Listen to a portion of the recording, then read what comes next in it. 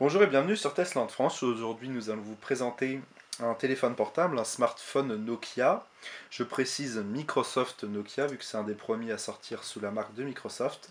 Le Nokia donc 735. Un smartphone milieu de gamme mais qui rivalise avec les hauts de gamme pour son rapport qualité-prix. Pas mal du tout.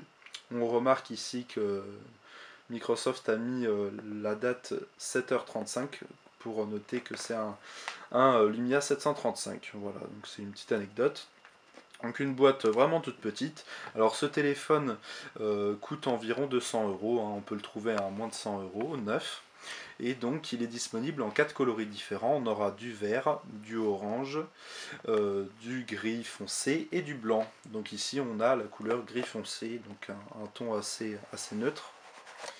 Alors voici la boîte du téléphone. Alors en premier on a le téléphone, on va y revenir. Et on a ici, hop, des petits manuels. Donc ici le chargeur, etc. Donc là on voit différents appareils qu'on peut acheter. Donc c'est différents chargeurs sans fil, car on verra qu'on pourra recharger le téléphone directement à NFC. Et là un petit guide de démarrage rapide assez simple d'utilisation et qui détaille la totalité de l'appareil. Et on retrouve quand même la petite batterie qui n'était pas intégrée dans le téléphone. Donc c'est une batterie de 2220 mAh qui porte quand même bien ses fruits, sachant que le téléphone ne demande pas quand même beaucoup d'énergie. Et on aura en dernier lieu un petit chargeur très fin de chez Nokia en micro USB avec des écouteurs. On va tester ça, hein, des écouteurs tout simples avec des écouteurs extra-auriculaires, hein, ça rentre pas dans les oreilles, avec ici donc un kit main libre avec microphone. Voilà. Donc il y a pas plus de choses dans la boîte. On aurait peut-être préféré avoir aussi un câble USB vers micro USB, mais bon, on n'a pas eu ça. Alors voilà le téléphone. Donc voilà le Nokia 735, compatible 4G LTE. Donc voilà, alors déjà, physiquement, il ressemble légèrement au Nokia Lumia 800, les premiers de la gamme. Donc avec un design arrondi sur les bords. L'épaisseur est tout à fait convenable. On a en dessous et au-dessus, on a une surface plate. Donc à l'arrière c'est du polycarbonate, donc c'est du plastique assez mat, donc ici de cette couleur grise. Et donc on va avoir en dessous ici la prise micro USB. Au-dessus, on va avoir la prise jack 3,5 mm stéréo, donc des connectiques assez simples. Sur ce côté-ci, du côté gauche, on va rien avoir du tout. Et de l'autre côté, du côté droit, on aura le bouton verrouiller, déverrouiller, démarrer, arrêter. Et les boutons du volume, donc moins fort et plus fort, qui sont unifiés en un seul bouton. Donc un design vraiment très épuré, assez sympa. À l'arrière, on va avoir en bas le petit haut-parleur qui n'est pas très puissant, avec ici le logo Nokia qui se fond dans le coloris. Et on va avoir ici un appareil photo de 6,7 millions de pixels. C'est pas énorme, mais c'est un objectif Zeiss, donc Carl Zeiss, qui fait des très bonnes photos et qui filme en Full HD 1920 par 1080. Épaulé d'un petit flash à LED et d'un petit micro pour quand on filme. On va retrouver ici à l'avant toute une face donc vitrée en Gorilla 3, donc ça protège assez des rayures. Une surface très unie aussi, on retrouvera les boutons en bas quand il sera allumé. Et on a au-dessus donc le logo Nokia, avec ici le haut-parleur donc quand on téléphone, et une petite caméra, un appareil photo avant de seulement 5 millions de pixels, mais qui filme quand même en Full HD 1920 par 1080. C'est pas mal du tout. On va regarder à présent l'intérieur du téléphone. Alors il n'est pas très facile à ouvrir.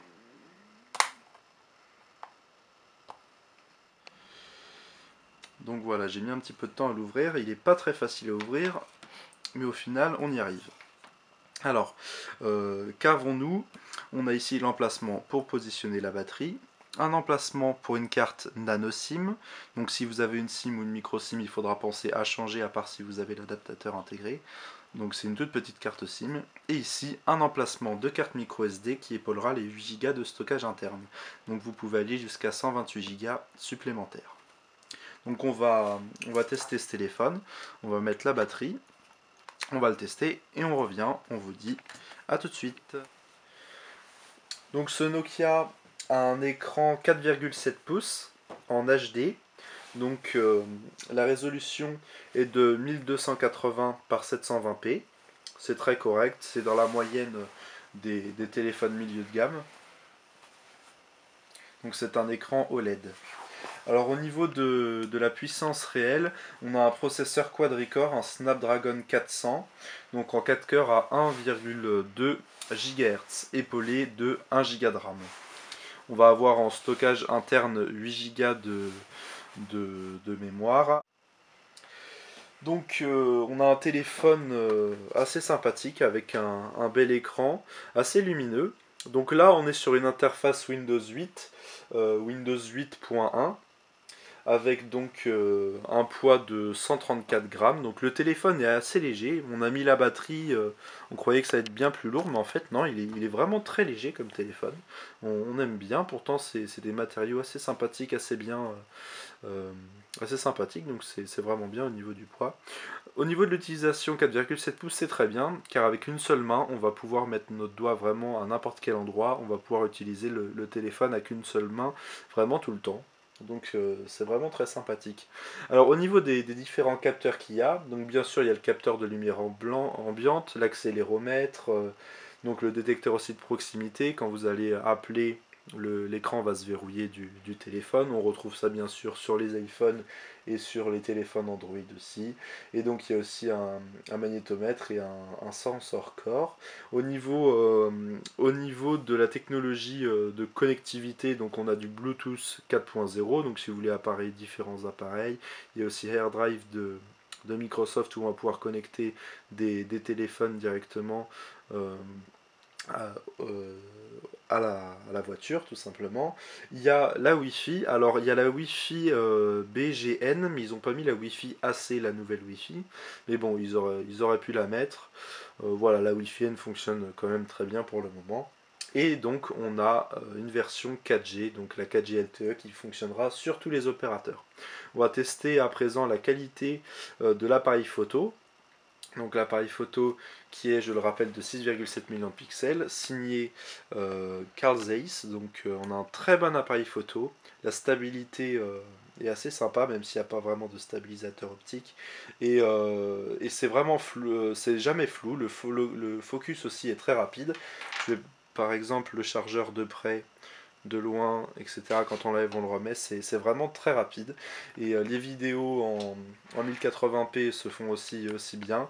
Et donc pour la luminosité, pour la qualité d'image en, en vidéo aussi avec la caméra avant est très très bien. Donc un gros avantage aussi, vous pouvez faire des selfies facilement, vous pouvez vous enregistrer en vidéo à l'avant, par exemple avec l'application de Smash, etc. Donc c'est vraiment sympathique. Au niveau photo des deux côtés, ce sont des très bons points sur ce téléphone. Donc après on va tester une vidéo sur YouTube en même temps, donc avec l'écran HD. Alors on va pas avoir une qualité forcément HD sur YouTube car c'est du Windows Phone et c'est pas toujours compatible avec YouTube. On va mettre une musique, on met ce que l'on veut. On va mettre par exemple plutôt une vidéo de notre chaîne YouTube. Alors on va aller rechercher test. Alors, du coup, avec le processeur, les 1 Go de RAM, etc., et un écran tactile très sympathique, le téléphone est très fluide, très réactif. Et quand par exemple on va écrire sur le clavier, quand on clique sur une lettre, ça va vraiment cliquer bien sur la lettre et non pas sur une lettre à côté. Donc, même si c'est un écran pas très grand, c'est super pratique pour envoyer des SMS et nous, on aime ça. On va mettre par exemple une vidéo, n'importe laquelle. C'est parti. Le son est de bonne qualité.